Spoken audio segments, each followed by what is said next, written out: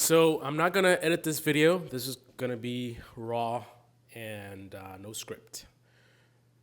So things in this country have gotten to a very extreme point. I recently had a conversation with a close family member, and she's not the prepper type. I haven't heard her talk anything like that, any kind of conspiratorial, just a regular, normal person.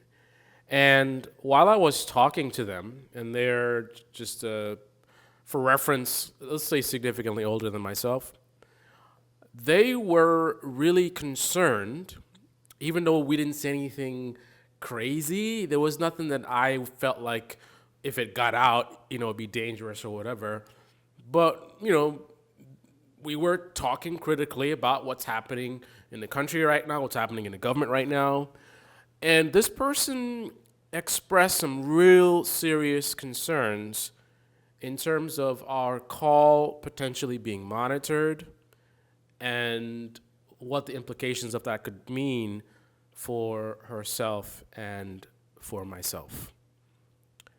I am approaching 50, a lot faster than I would like to accept. I've never in my lifetime had this experience with this person. And in general, this is not the first term of Donald Trump. I experienced the first term with Donald Trump, and it was crazy. It was dangerous. It was certainly not good for our democracy, at the risk of sounding like MSNBC. But I don't think there was much in the first term that can in any way compare to what's happening now in terms of danger and threat to the country. And I stand here as a veteran of the Air Force who swore an oath to protect the country against all enemies, foreign and domestic. And what's happening right now is exactly the type of threat that we were trained about when I was in the military. There's a concept that they taught us regarding, it's been a long time now, we're talking about the 90s, but disobeying illegal orders. Members of the military are supposed to and authorized to disobey illegal orders. Yet the person who is in charge in the Department of Defense, a scandal-ridden drunk who is so bad his own mother had to call him out for how bad he is to women, is a guy who could not or would not answer the question about what he would do if he got an illegal order from Donald Trump. Think about all the men, if you respect the military, think about all the men and women in the military who swore an oath, and part of that oath is to be honorable, right? You must follow orders. One of the things that they train us is that you're supposed to basically, and I know it can sound a little bit contradictory, you're supposed to obey an order. You don't really think about the order. And this is kind of, I'm generalizing, right? You're not supposed to really think about the orders, right? The people in charge, they're the ones who do the thinking. And I'm oversimplifying it. There is some level of, thought process that they want you to have. For example, Navy SEALs. Navy SEALs are some of the smartest people out there. In order to qualify, they want people who are very, very intelligent. So definitely want some thought process there. But ultimately, when it comes to orders, they want you to get it done. But even in that kind of hardcore environment, they told us from the very beginning that we are not to obey illegal orders.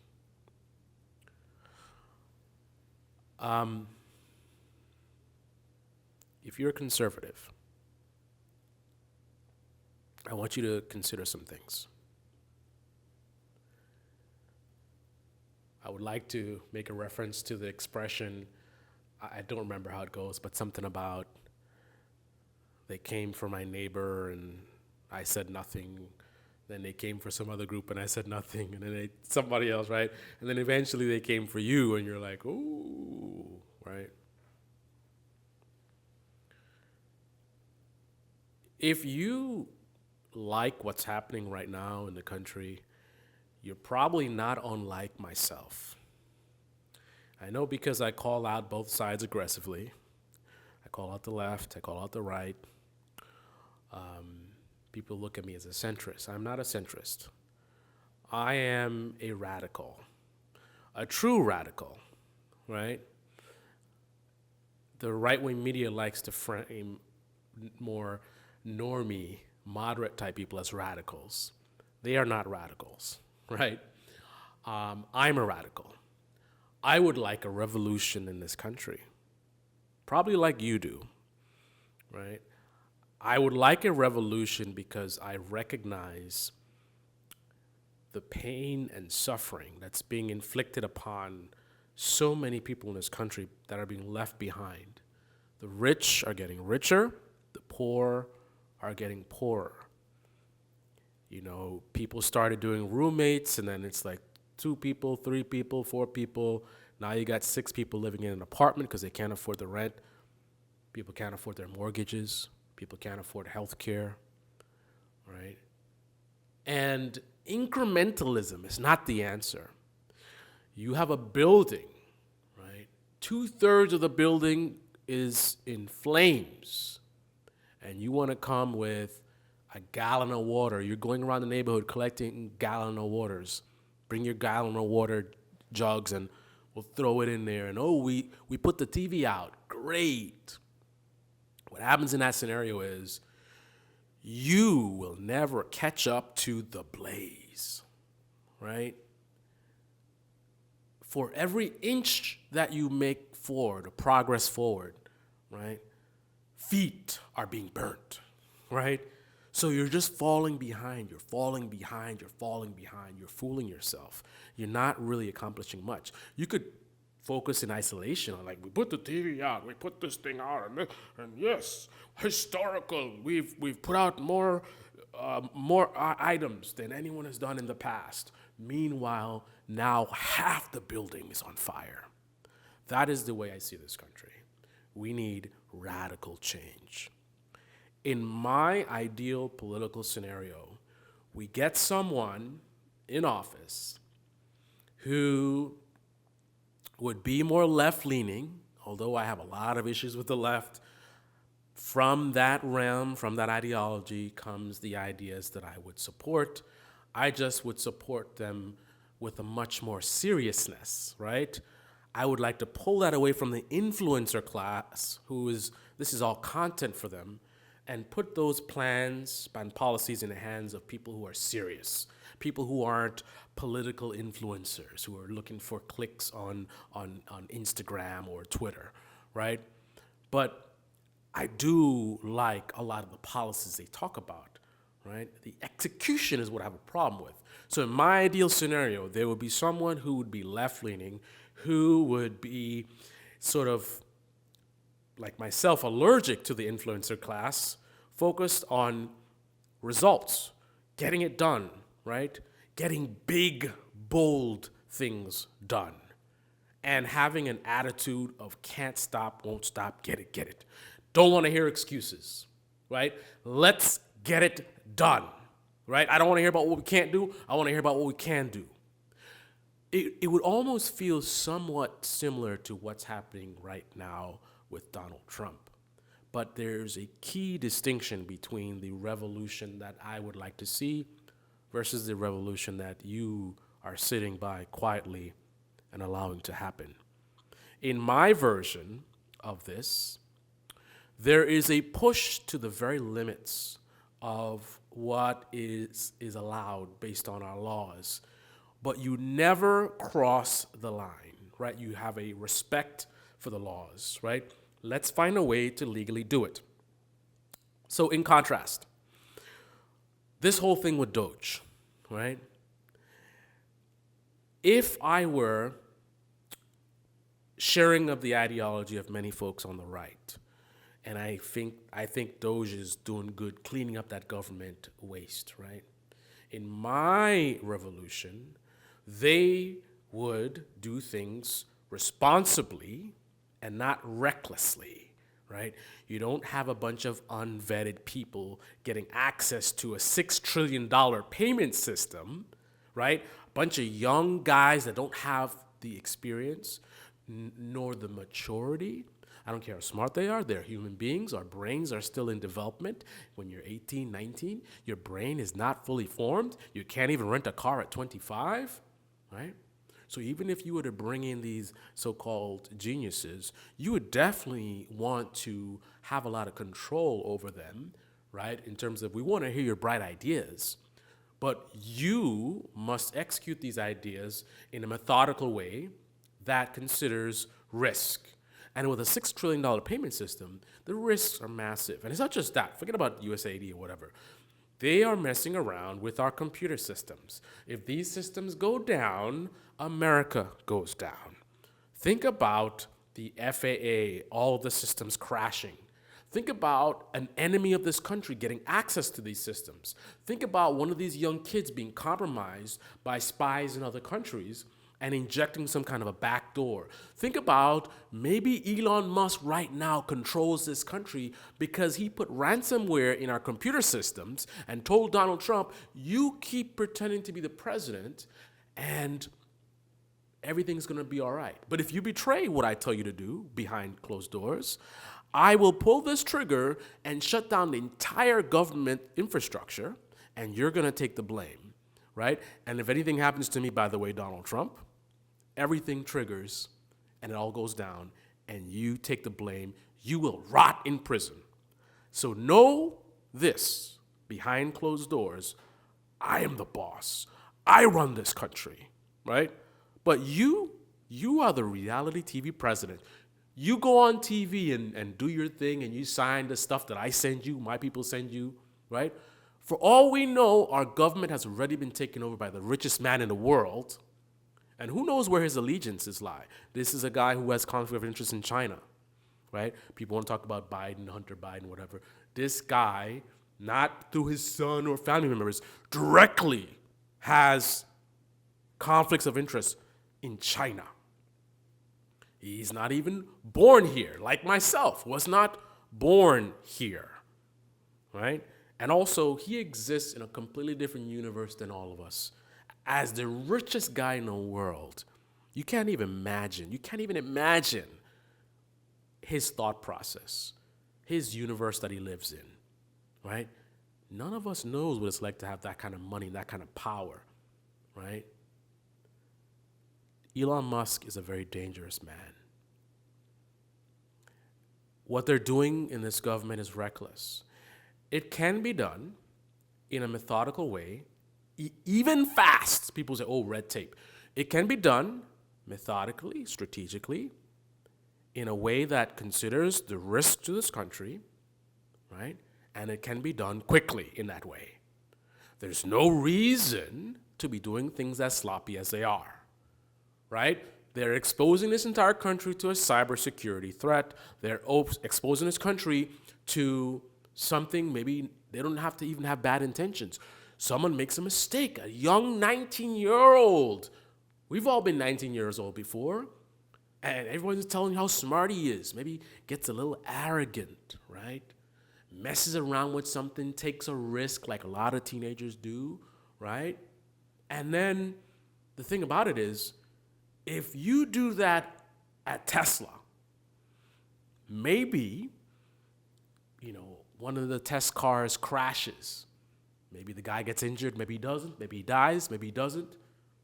If somehow the sloppiness and the focus on just get it done, somehow that gets to production, you end up with something like a Cybertruck with a pedal that gets stuck and people that die from runaway Cybertrucks. I hear there's things about when the truck crashes, problems with opening the door, lots of safety issues, but that's isolated to the customers of Tesla, right? Those kinds, you screw up, so you do reckless stuff with Tesla, it's just that customer. You do that kind of sloppy, reckless, actions with our government, the consequences are massive. But let's go beyond that. Let's assume that everything I just said to you doesn't faze you. You're like, whatever, liberal media, whatever. It's worth it. I don't like the way they're doing it, but I want the results. Okay. Then maybe this will shake you up a bit. You are complicit in setting a precedent of a president just going rogue and doing whatever he wants to do, defying courts, just ignoring the Constitution. Now, let's say the absolute worst case scenario doesn't happen and we don't become a dictatorship. So therefore, we're able to have another election. Right now, Elon Musk ratings are very low. Donald Trump's ratings are looking very good, honeymoon phase. Let's say that changes. A lot of people are going to be upset with all the price increases that will continue. So maybe next election, I wouldn't be betting on this, but let's just say next election, a actual radical Democrat wins. Right when media likes to pretend like Joe Biden was so radical. What happens if an actual radical president wins, right? And let me just illustrate. You think Joe Biden's radical? Let me inform you of the far left perspective, right? Somewhat. This is what radical left actually looks like. So imagine an actual radical left person wins, right? So we have, as a president of the United States, an anti-capitalist, right? An anti-capitalist. Are you a business owner? Are you someone who is, maybe you do real estate investments or whatever it is, right? Maybe you're a landlord like myself, right?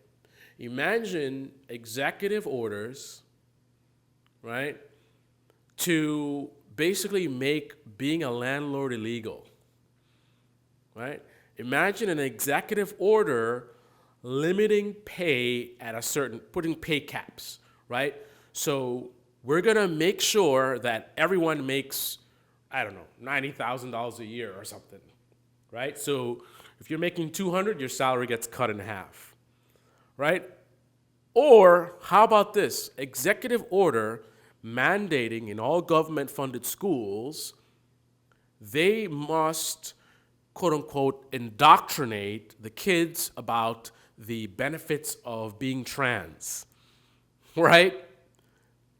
All the stuff you're afraid of. Imagine a president, because all this talk about, oh, Biden was radical, you still have your guns, don't you? Imagine a president, a radical left president, getting in office and through executive order taking away tons of your rights to bear arms. In that moment, you would say, the Constitution. But at this moment, are you saying the Constitution? Do you care about the Constitution now? Or only when this president is in office taking away your guns? I'm sorry, I couldn't post this video without making a couple of points that I missed. One issue that the far left is concerned about, which is a good thing to be concerned about, but their approach is the problem, is housing, right? Are you maybe a retired person and you purchased a duplex? Maybe you had one of your kids living on the other side, or whatever it is. Maybe you used to rent it out, but now you're not renting it out. Imagine an executive order forcing you to house immigrants or other people who need housing. Imagine them forcing you to basically taking part of your property, right?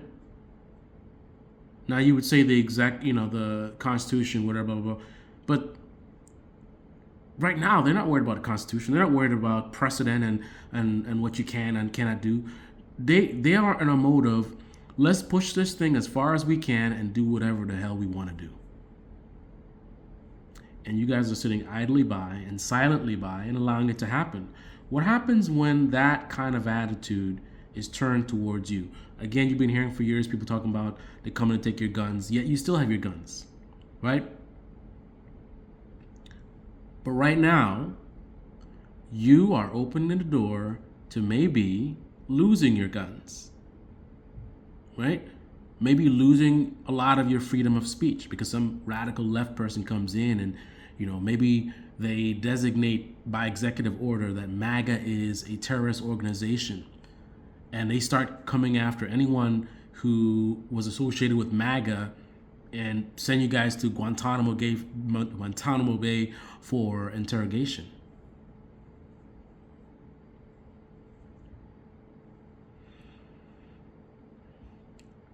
The precedent that's being set right now is extremely dangerous.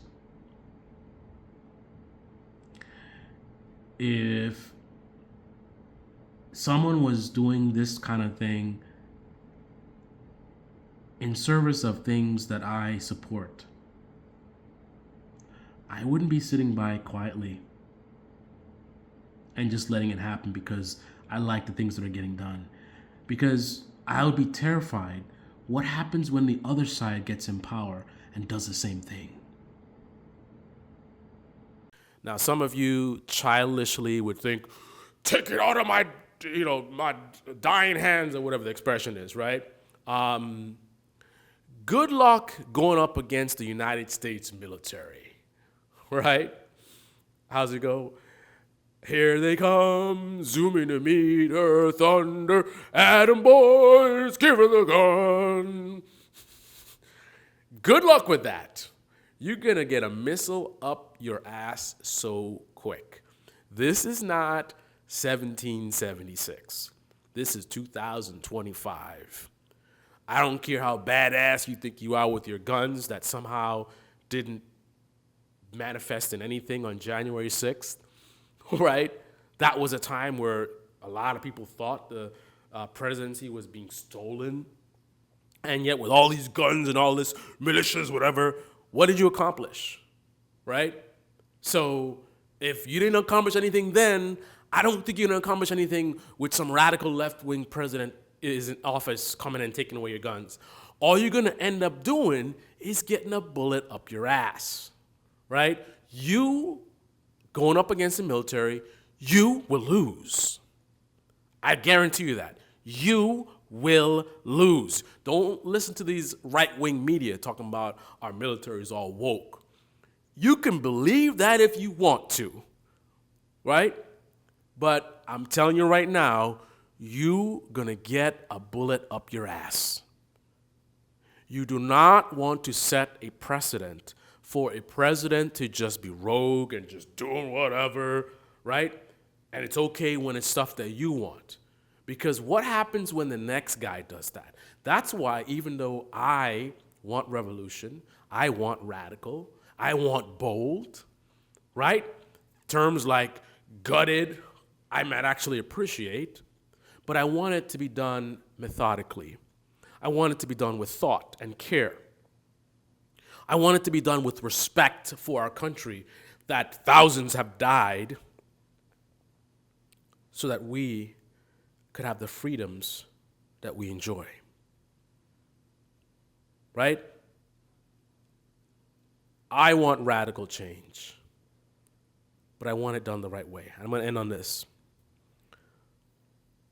Our country is in a very, very dangerous state right now. I've been thinking about this for days, and I still lack the words to perfectly illustrate how dangerous things are in this country. We are walking on the edge of the abyss. Some of you don't get that, you don't recognize that, you're in your bubbles. Well, I'm trying to pull you out of it, trying to wake you up, trying to open your eyes, make you woke. Things are at a critical point right now. Now is not the time to be asleep. The first revolution should start with the media you consume. All these right-wing parasites, propagandists, and savages. American conservatives, you should rise up and revolt against these clowns that are making bank right now, playing around with our country. You deserve better. Tim Pool, Steven Crowder, Ben Shapiro, Newsmax. They are not conservative media, right? They're not about conservatism, right? They're about getting more money and fame and attention, while the rest of us, and that includes you, are left to drown.